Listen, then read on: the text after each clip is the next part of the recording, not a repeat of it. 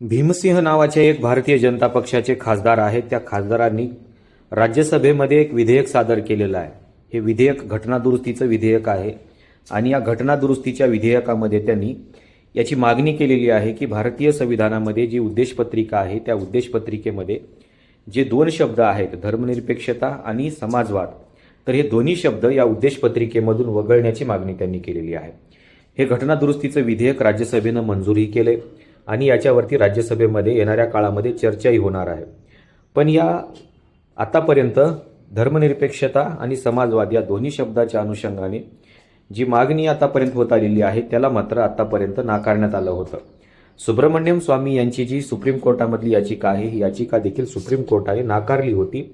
पण सुप्रीम कोर्टाने ही याचिका नाकारल्यानंतरही भारतीय जनता पार्टीने हा मुद्दा सोडला नाही आणि त्यांनी सातत्याने या दोन्ही शब्दांना वगळण्याची मागणी आतापर्यंत संसदेमध्ये केलेली आहे. पण आतापर्यंत ही याचिका फेटाळून लावण्यात आलेली होती.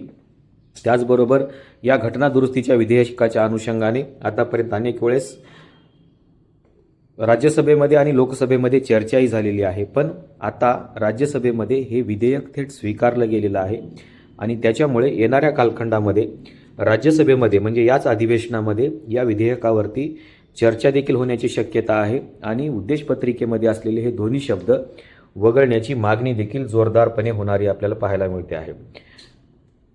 यापूर्वी बेरुबारी प्रकरणामध्ये देखील उद्देशपत्रिका हा संविधानाचा भाग आहे का अशा प्रकारची चर्चा झाली होती आणि त्यानंतर केशवानंद भारती खटल्यामध्ये देखील अशा प्रकारची चर्चा झाली होती. पण भीमसिंह यांनी जी मागणी केलेली आहे ती मागणी अशी आहे की जी संविधानाची मूळ उद्देशपत्रिका आहे त्या संविधानाच्या मूळ उद्देशपत्रिकेमध्ये मात्र हे दोन्ही शब्द नव्हते. त्याच्यामुळे हे दोन्ही शब्द इंदिरा गांधी यांनी आणीबाणीच्या कालखंडामध्ये आणलेले आहेत आणि त्याच्यामुळे हे दोन्ही शब्द वगळण्यात यावेत अशा प्रकारची मागणी या भीमसिंह नावाच्या खासदारांनी केलेली आहे.